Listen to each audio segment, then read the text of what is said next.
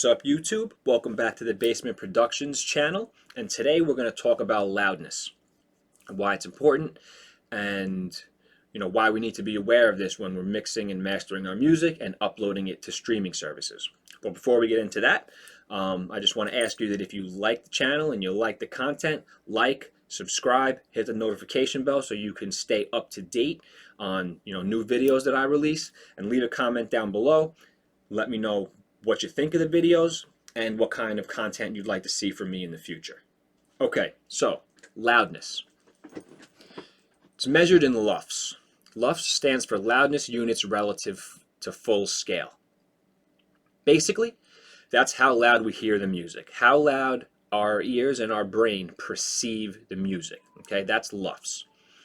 Now you have peak level. Peak level is measured in dB.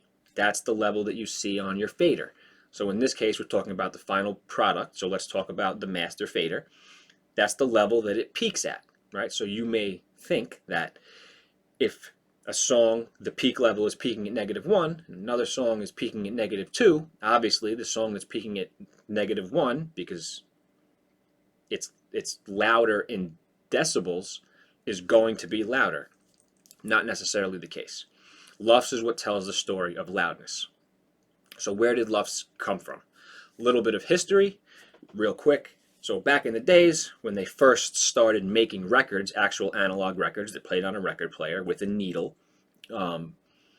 they found that records and songs that were louder got more plays on the jukebox. So they wanted to make these, records as loud as possible, but you could only go so loud in that time, because you're using a record, and you can only cut a record so loud, otherwise it won't play. The needle will jump off the record.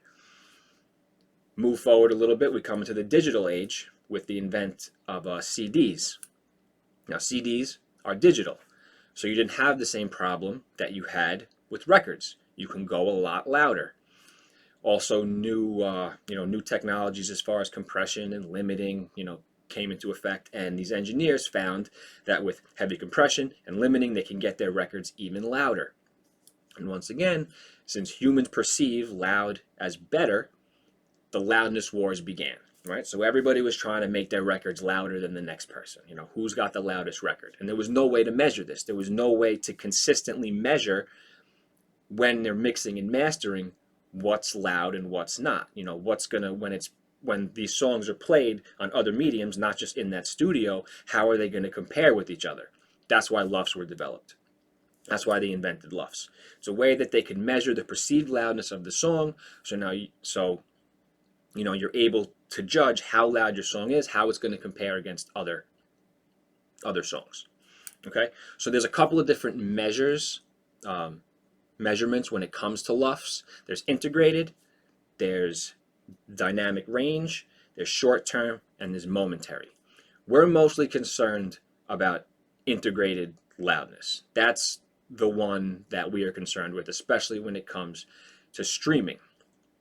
Now, before there was streaming and they were mastering CDs, Lufs were also important because when an engineer would master a whole album on a CD, you wanted every song on the CD to be roughly the same loudness. So when you go from track 1 to track 2 to track 3, and then let's say you skip 4 and 5 and you go to 6, you don't have to constantly adjust the volume knob on your stereo or in your car to compensate for volumes. So when they mastered whole albums, one big part of mastering was to make sure all the songs had the same level, so you got a good, consistent listening experience. Now that CDs are gone, not completely gone, but for the most part, everything is done on the internet. Everything is streamed.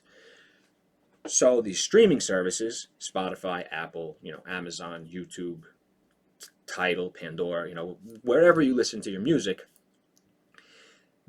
what they did was, because there's no way that every engineer, every mastering engineer, every producer is going to master at the same level.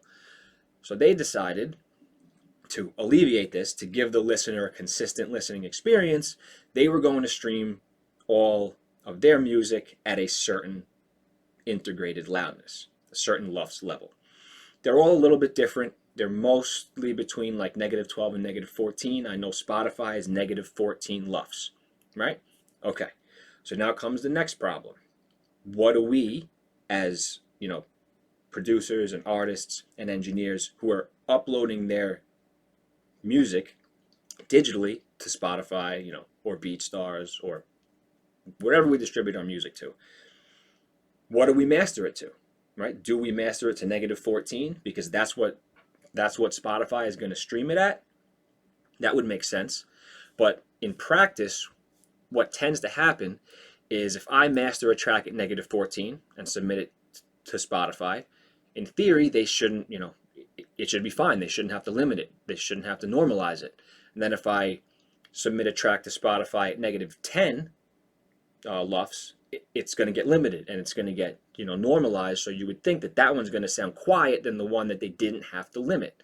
That's not the case. That's not how it happens in practice. For whatever reason, however their back-end limiting system, normalization system works, I don't know how that works. The song that was uploaded at -10 Lufs, 9 times out of 10 is going to sound louder and have more impact than the song that was uploaded at -14 Lufs. So with that being said, you get into the issue of you want your music to have an impact. So what do? Well, we definitely don't want to master our music to -14. We want to be louder than that. Me personally, I shoot for around, depending on the song, between -9, -11, and I usually get a good level with that. I'm happy with that level. So let's jump into the DAW, and I'll give you a little example of this with the beat that I'm currently working on. All right. Okay. So we're back in Studio One. I have my metering plugin open. I use Insights, from Ozone. There's other ones you can use. This is just what I use. So this is the beat that on the previous video we gain staged, right? It's not, the faders are not changed. There's no plugins, there's no compression, there's no limiting, there's no saturation, there's nothing done to this except it's gain staged. So we're not going to be able to get this as loud as we'd like to get the final product. So this is just for for reference, just for an example. All right, so it's not going to be that loud, right? But you're still going to get an idea. All right, so right now this is again just gain staged, and we're going to see the level that we're at. So this is the number that we're concerned with here, right? The integrated loudness. This is the short term, this is the momentary, this is the dynamic range. We're not going to get into these three numbers right now. So -22.5, roughly, right? Now down here, these are your levels. This is your decibel level. This does not tell the story of loudness. This is still important when you're mastering, but again, that's for another video. This is your peak. This is your RMS.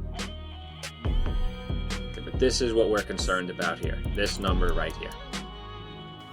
Okay, so we're at -22.7, right? So I'm going to open up my limiter on my master channel, and we're going to see what happens. Right, I'm going to turn it on. And first, we're going to set this. We're going to set this up here. So, when you're limiting for streaming, you want to set your ceiling. You don't really want to set your ceiling at 0 dB. That will mess with the normalization process. And for me, I find that my my final products don't sound as good. So I usually set it at -1. Some people suggest -2. Again, you find out what's the best for you. This is just what I do. So now that we have Ozone on, and it's not really doing much, because the threshold is set where it's set. And if you look at the peak here, if we're peaking it around, let's say, an average of -7.5, and our threshold is set at -2, the limiter is not going to kick in because we're not going above the threshold. The limiter is not going to start limiting until you go above the threshold. we should still get a little volume increase, a little loudness increase.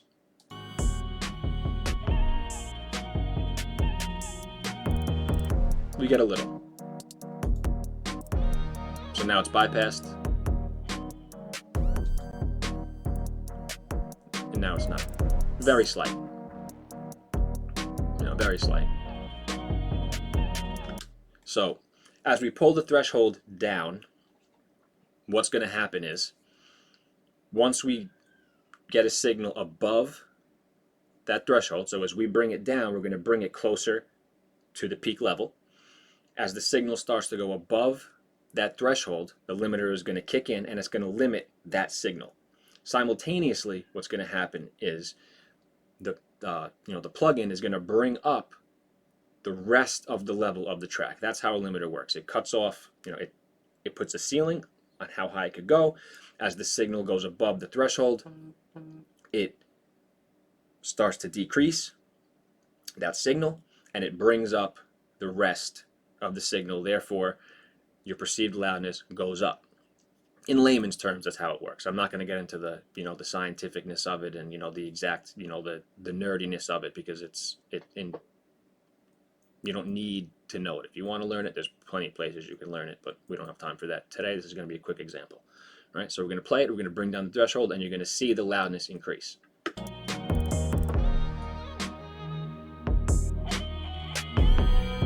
It's still not, we're still not limiting. There's no limiting going on, but it's getting louder. Now we're getting a little bit of peak reduction. A little bit.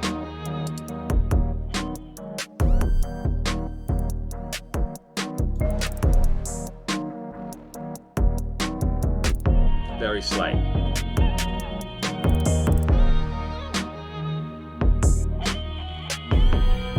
So now we're getting a little limiting here. But it still sounds clean. Alright, so it still sounds clean. We're not distorting. It doesn't sound crushed. There's still a good amount of dynamic range as far as Lufs goes. You see that here. And you could also tell when you look, this is why the levels do matter, just to give you an idea. They're not pinned. The music is not just crushed and just, sitting at one level. You do have a range, which again makes the music, it's loud, but you still want a little bit of dynamic range.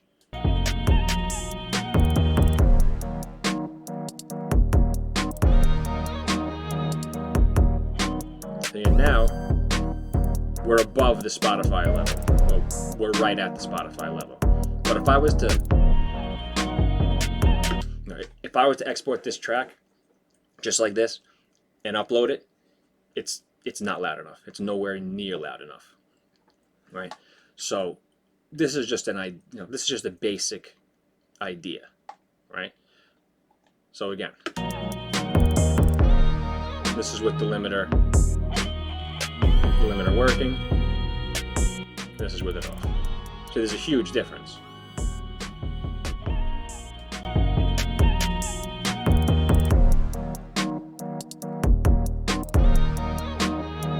And overall, it sounds pretty good. It's not distorting, it's not clipping, it doesn't sound squashed, it's not pumping, and all that is because we're going to come full circle now. Like I mentioned in the previous video, it all starts with your gain staging, right? So people think, oh, we'll finish it, when we master it. Yes, but if you're not properly gain staged and your mix isn't properly balanced, there's only so much you can do cleanly in the mastering and limiting stage, because you don't have that headroom, right? So that's why, like I was explaining in the last video, that's why that part is so important. It starts at the beginning of your mix. You don't want to have to keep working backwards. All right, so if we weren't properly gain staged and we went to limit, it's not going to sound good. And then once again, you're going to have to go backwards, which is not what we want to do. So you always have to think about the end product the whole way through. That's key. To have the mindset of, oh, they'll fix it in mastering. Yeah, they could do a lot in mastering, but they can do more if you're thinking about that the whole way through your mix. And again, this sounds pretty good. right? And like I was explaining yesterday, if you can get a good sounding mix, a good sounding static mix, which is, this isn't even at the static mix phase yet. This is just gain staged, right? It's properly gain staged, but when you throw a limiter on it, it sounds pretty good. It doesn't sound that bad. Yes, it needs to be better, but again, it sounds good. You know you're going in the right direction. There's no like, oh my God, that's terrible. This is too loud. This is off. What am I going to do here? You're in good shape. And all we did was gain stage and throw a limiter on it. So this gives you a basic idea, of Lufs, how they work, why they're important, what the streaming services do, and the importance of a proper gain stage track when it comes to the limiting process. Okay. So, I will do another video on actually, mastering, with the whole master chain once, I'm probably going to continue to do them with this same beat so you can see how the beat progresses and the change in it.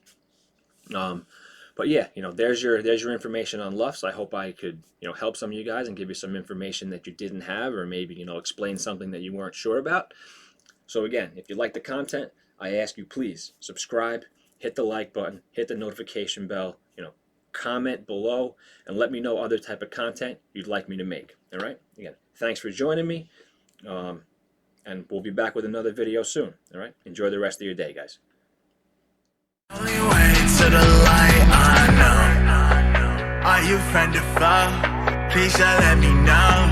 Only way to the light, I know. I can't even feel myself no more. Did I really feel myself before? Been holding on when I need let go. Kingdom come and take me home. Are you friend or foe?